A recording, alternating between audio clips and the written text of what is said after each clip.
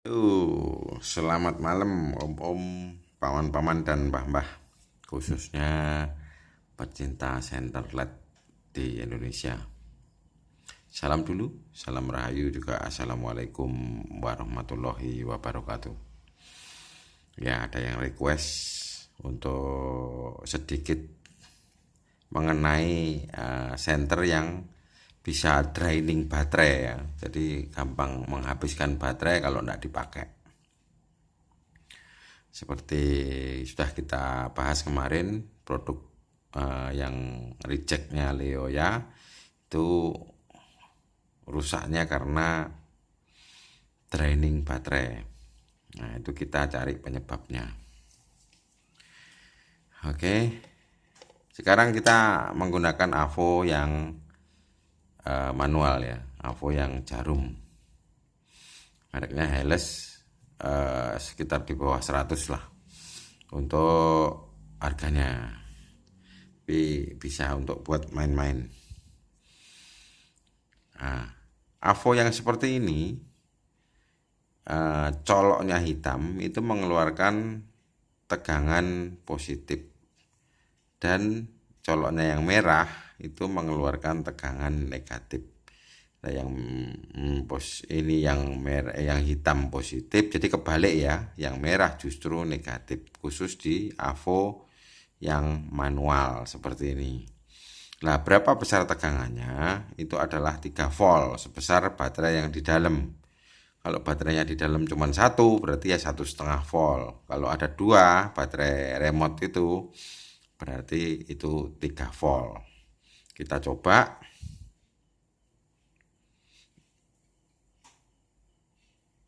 Yang positif kita kasih colok negatif, yang negatif kita kasih colok positif. Nah,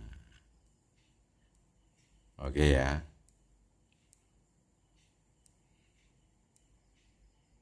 Berarti benar ya, fix ya. Sudah diperhatikan dulu sampai sini. Untuk tes-tes lebih enak menggunakan AVO-AVO yang seperti ini untuk cepat-cepatan ya. Jadi bukan untuk akurat yang sampai koma-koma, tapi untuk mendetek satu kesalahan-kesalahan yang umum. Nah, kembali ke center ini. Yang di sini positif, yang di sini negatif. Berarti dibalik, yang positif dapat hitam,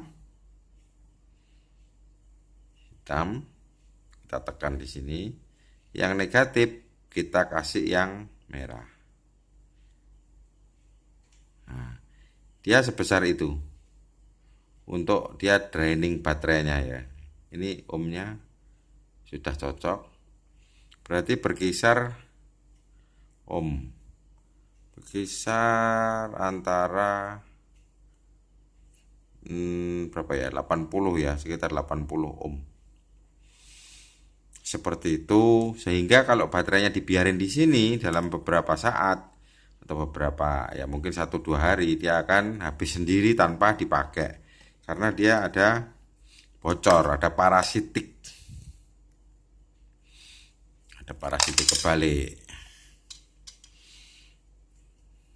Jadi berlaku untuk senter-senter yang side switch dan lain sebagainya yang bukan pakai tail ya.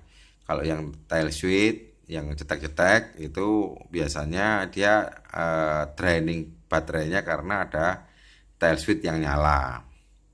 Kalau yang side switch, nah itu kalau nggak ada lampu yang nyala dan dia habis sendiri, nah itu ada komponen ataupun mungkin rangkaian ataupun apa yang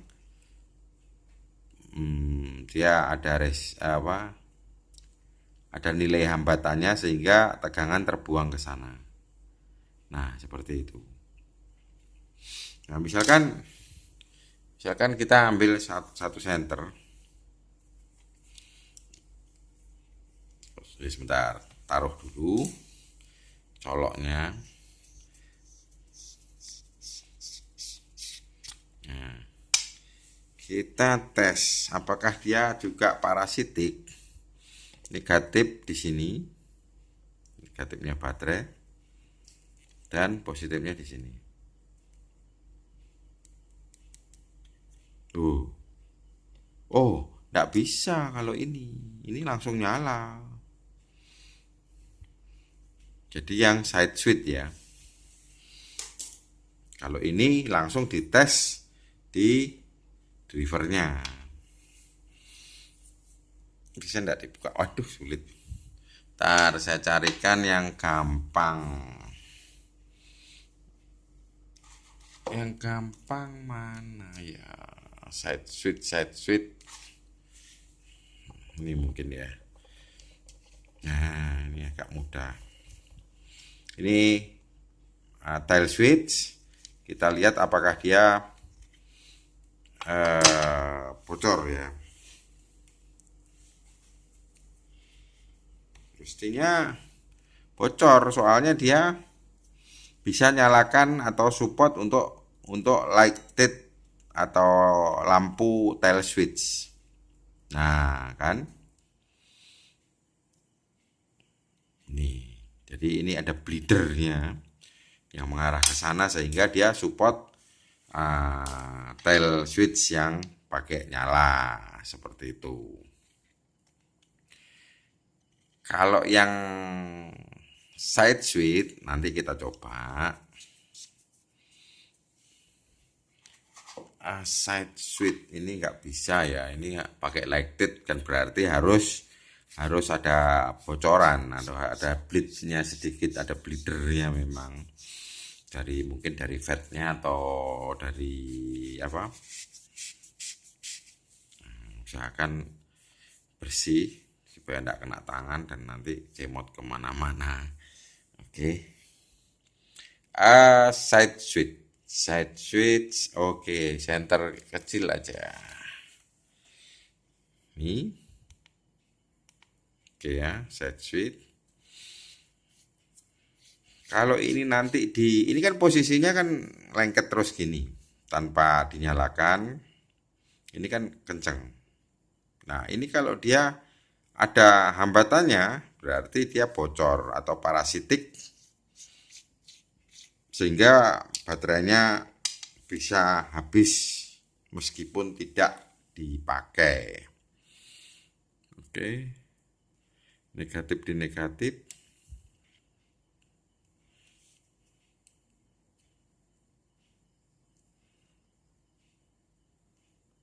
Nah, kalau begini, ini ya di sana. Nah, itu kita colok yang dalam.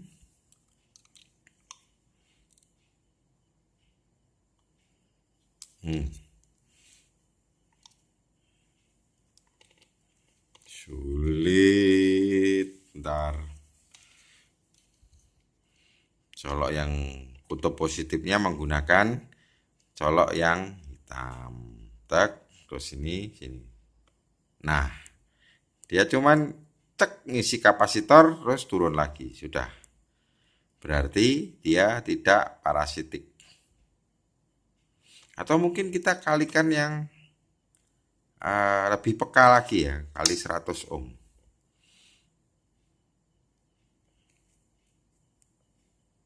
Enggak juga.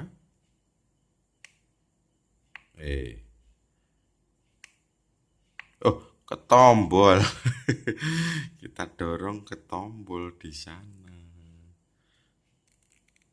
Nah, tidak berarti dia tidak parasitik. Atau mungkin kita kalikan lagi.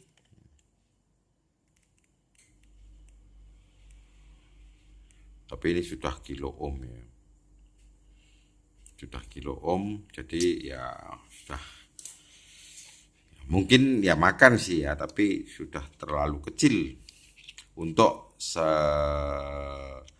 satu baterai 3,6 volt atau sampai 4,2 volt. Oke, anggap aja very low parasitic driver. Terus yang ini kita nyobanya untuk memperbaiki. Biasanya sih ini begini, Pak. Nah, biasanya dia adalah yang bermasalah itu adalah ini ATC, Advanced Technology Capacitor. Ini di HP, di mainan-mainan elektronik lah, sering sekali sama ini. Ada dua yang diparalel dengan tegangan masuknya baterai. Jadi untuk mengetahui dia rusak atau tidak, terpaksa kita mencopot ini atau ini. Nah, supaya kalau dites, begitu dites yang kebalik lagi, negatifnya di sana dan positifnya di sini, supaya dia tidak ngangkat. Nah, itu ngangkat kan. Tuh. Jadi dia kalau ada ngangkat gitu, berarti ada draining.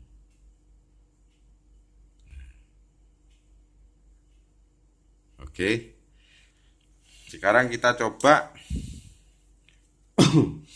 untuk mengangkat kapasitor yang di dekatnya MCU-nya ini, yaitu yang ini. Mengapa begitu? Ini ATC kapasitor yang di sini biasanya terganggu atau mudah rusak oleh kedipnya lampu ini. Jadi dia dikejut atas bawah, atas bawah, atas bawah. Nah, dia ada ripple-nya ya. Jadi mungkin seperti PWM itu dia bebannya ndak terus menekan terus ndak, tapi bergetar. Nah, bergetar di sini biasanya kapasitor akan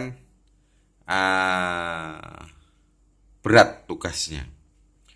Jadi seolah-olah dia puncak tegangannya digoyang terus sehingga rawan short. Ini yang paling dekat sama ini MCU-nya ini. Oke, ini nanti ini paralel dengan yang di sini. Jadi yang dekat baterai kayaknya jauh lebih aman. Saya copot dulu. Ditunggu. Oke, sudah kita lepas. Coloknya berterbangan. Set. Duh, enggak set. Oke, hilang ya. Ini. Saya copot.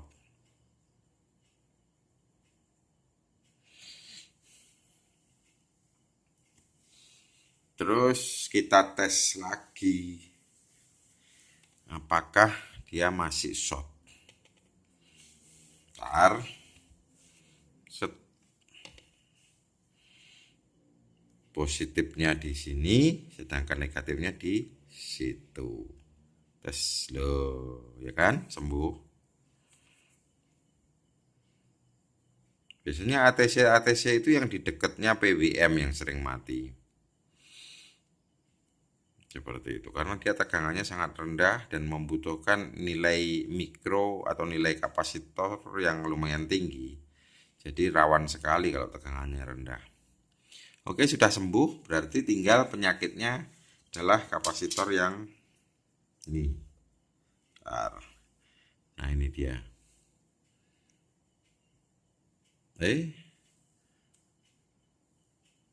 Waduh. Waduh, kecil sekali. Bentar.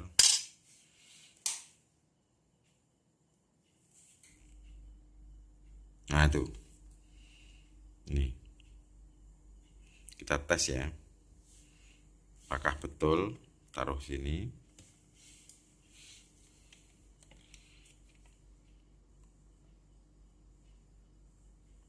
Nah, itu. Sebetulnya kalau kapasitor dia tidak boleh ngangkat. Yang boleh ngangkat itu cuman resistor.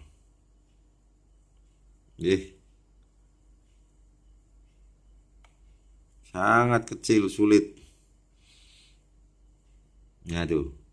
Eh, oke ya, pokoknya disitulah.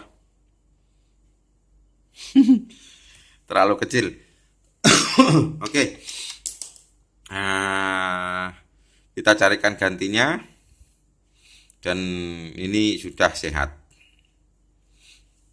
Nah, kayaknya supaya dia stabil ya nanti MCU-nya tidak terganggu oleh interferensi yang macam-macam, kita harus carikan pengganti kapasitornya, nggak boleh lepasan begini. Seperti itu ceritanya. Terus rencana saya masukkan yang kemarin itu Joico FL 91 bila ini sudah oke. Cuma tempatnya kok kayaknya tidak memungkinkan masuk ke situ.